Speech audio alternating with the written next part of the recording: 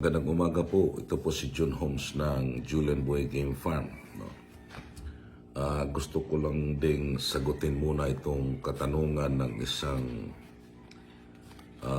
baguhang naglalaban ng manok. Is a new breeder. Nagtatanong lang po siya kung ano po iyong maibigay nating idea or tips man lang during fight day, no? Yung pointing tips natin during fight day.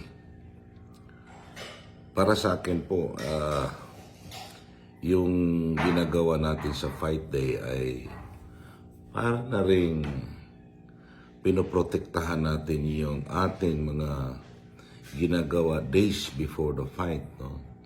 So, kumbaga, yung ating manok po ay pinopoint natin doon po sa fight day, no? Marami tayong activities na hindi na rin tulad dati na kung saan parang dati kasi parang tinuturing natin yung manok as like a boxer na lahat pong mga bagay-bagay na ginagawa natin tulad ng mga ginagawa ng mga boxer para naman maihanda sa laban. Now, nagkaroon po tayo ng changes doon, no? After realizing some issues that yung manok po ay may malaking kaibahan sa tao in terms of size ng muscle. So, iba po yung paghanda ng tao at saka iba po yung paghanda ng manok, no?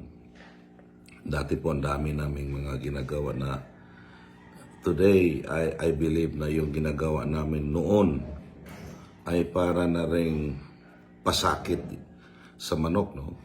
Kaso lang, may mga manok na magaling talaga kahit paman doon sa mga pasakit na ginagawa namin sa manok, sila po'y nananalo. So, it took us so long to realize that yung palang mga ibang mga activities na ginawa namin sa manok ay parang pasakit lamang, no? Tulad lamang ng mga table workout, yung kung ano-ano bang physical na ginagawa namin sa manok noon ay inaalis na po namin doon sa aming programa kasi nga chicken is not like human. When we talk about physical preparation, so we focus now more on the mental preparation because yung pong manok po ay hindi sila masyadong mapalaisip na tulad ng tao na we can rationalize things na kung ito yung ginagawa natin, ito po yung resulta. So, we derive the result of the physical out of the formation sa kanilang mental ability, no? So, ibig sabihin, tulad lamang ng pagpailaw sa gabi. Kaya kami dito sa farm, hindi na kami nagpapailaw sa gabi. Ay baka magtanong, paano yan masanay sa ilaw ng gabi, no? Kung ang labanan ay gabi. So, what we are doing here in Julian Boy Game Farm, gumawa kami ng isang room na madilim kung saan doon namin sila pinailawan. Kasi nga, pag madilim yung room, eh, walang ilaw, no? So, masanay sila doon sa ilaw kaysa doon sa pinupukaw natin sila sa gabi na kung saan sila po ay nagpapahinga, no? Because we believe that there are some chickens na maapektuhan doon sa tinatawag nating circadian rhythm, no? Ulitin ko, circadian rhythm. So, mayroong malaki epekto yan, pero hindi sa lahat naman, no? Circadian rhythm is yung pong sleep-awake cycle, no? Sleep-awake response, kung saan ang every tissue sa tao man or sa animals ay mayroon po iyang tinatawag nating biological clock, no? Na kinokontrol po doon sa tinatawag nating master clock doon sa kanilang utak, no? So pag sila po ay malaking pagbabago, no? Halimbawa, dati is pinapailawan namin sila, ini-sparring namin sila sa gabi. So we are disturbing the sleep-awake cycle ng manok, no? So the sleep-awake cycle, magkaroon po sila ng changes of, everything in them physically, because yan po yung tinatawag nating circadian rhythm, no? So, kaya nga po, kung ating pagbasihan, kung magkondisyon tayo or kung ginagawa natin itong activities natin days before the fight, halimbawa lamang mag-example tayo, bago pa naman nung yung topic about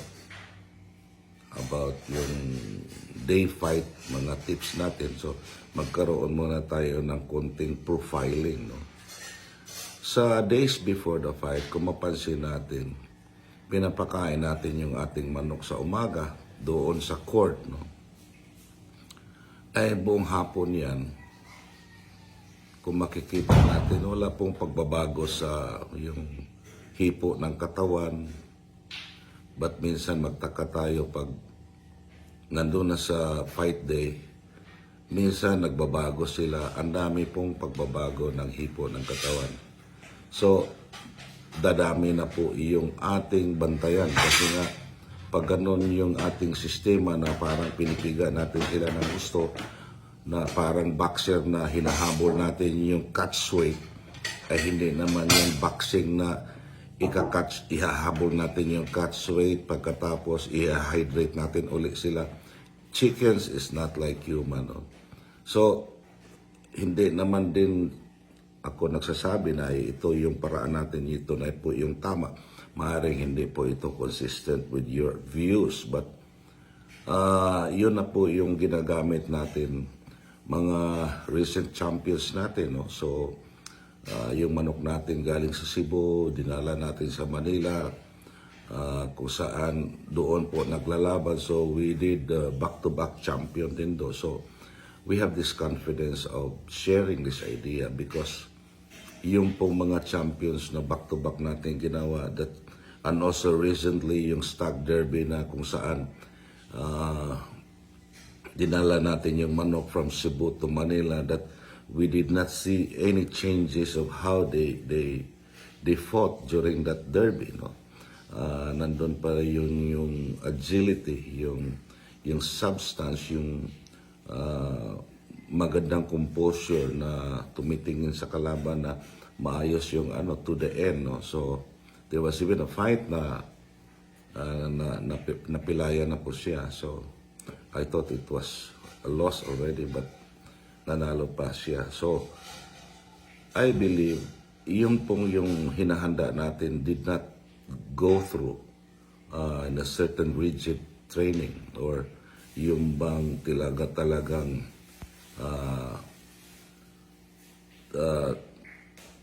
inangat natin masyado yung physical. Everything we did is just improving the physical by improving the mental stability ng ating manok. So, wala na pong masyadong physical na ginagawa natin tulad ng mga workout na iyan, no? So, sa madaling salita po,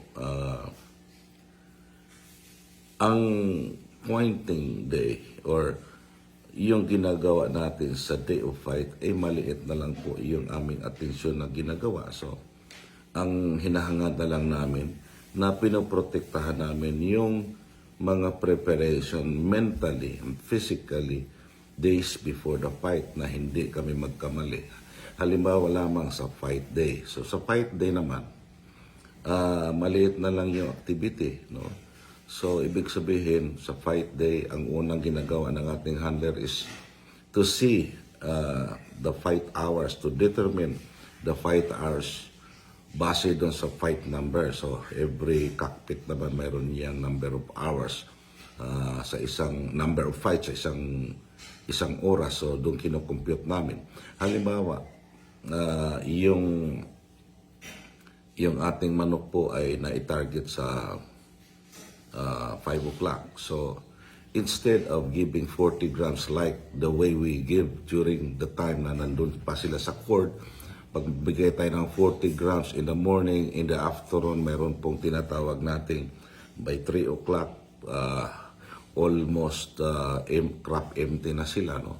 Pag almost crop empty, nagbibigay na po iyan ng sickle, yung sickle dropping, yung chocolate. No? Ito po yung dropping na naitrap sandali doon sa cecal pouch in between the small and the large intestine.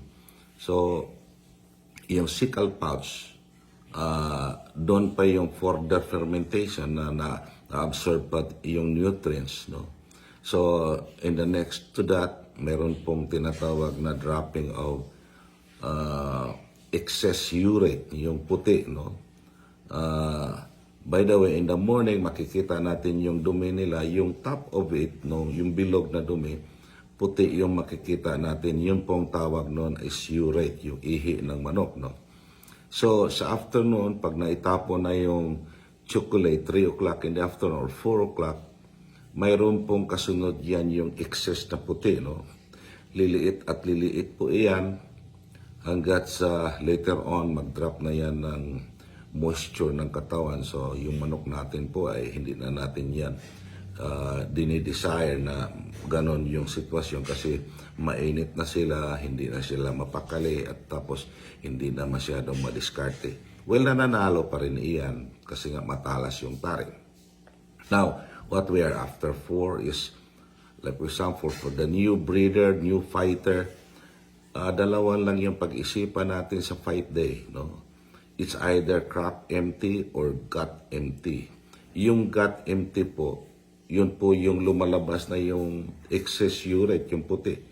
Yung gut, yung crop empty po dito sa butsi, ay pwede na rin yun ang targetin, no? Lalo na at bago pa lang. So, wag nang mag-target ng gut empty. Baka nga hindi na kailangan pa rin niya ng skill to do the timing. That the gut empty, madali lang po at sigurado po akong kikilos na ng husto yung manok natin. No? Kung gagawin natin yung tama during days before the fight, hindi na kaya makaproblema doon po sa yung katawan, yung hipo. Everything is normal. Kasi nga what we are doing sa Julian Boy is all natural. No? Natural po tayo doon sa ating pag-iisip kung paano natin sila ipo-point on the fight day. So, bantayan lang iyan pagdating sa bulangan. Unang kukunin yung weight ng manok bago pakainin. No?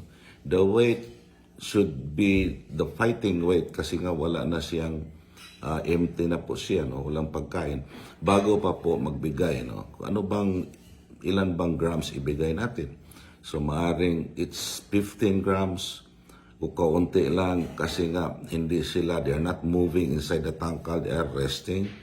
So that 15 grams can go further, no? Maybe 2 o'clock. Kung 10 o'clock, maglilimber tayo, check natin yung dumi. Ang tanong, painumin ba natin yung manok? No? Pag nag-reweight tayo, ba 10 o'clock nung nag-drop tayo, titingnan natin yung dumi. No? The dumi will tell you whether papainumin or isang pitik ng painom para lang maisosolve yung dryness ng dumi. No? So, it's about the dumi yung ating tinitingnan. Kung halimbawa, 10 o'clock din na-drop natin kasi nga kailangan natin mag-drop after 2 hours para ma-check natin, maitimbang kung ilan ang nababawas. So, pag tumutunog yung dumi, kasi maliliit lang yung i-drop nila, kung tumutunog, parang tumutunog na doon sa mating, ibig sabihin parang parang dry na po, no? So, kailangan lamang po na pitikan, no? So, the nearest the nearest pitik o the nearest snack po na mamigay din natin is yung corn na half cook or nakababad ng tubig. Base po doon sa dumi, pag tamang-tama lang yung texture, hindi na kailangan painumin pa. Because the corn that you will give contains water already. So, yun lang po, no? Hanggang 2 o'clock, pag napansin natin na kukunti na talaga yung laman ng crop, no need to feed. Aabot na po iyan sa 5 o'clock at tamang-tama na crop empty. So, at least I hope na ibigay ko po yung kaunting kaalaman at sana po makatulong sa ating kapwa sa bungero. No? I do not insist this idea to all kasi nga iba-iba po tayo ng pamaraan. So, lahat ng mga handlers may iba-ibang pamaraan. So, kung saan tayo nagpapanalo, bakit pa natin baguhin? So, doon na lang tayo doon sa ating ways na nagpapanalo tayo. This is just additional, no? Dinadagdag ko lang ito para naman gagana yung resulta onwards. Hanggang dito na lang po, ito po si Jun Holmes ng Julian Boy Game Farm. Maraming salamat.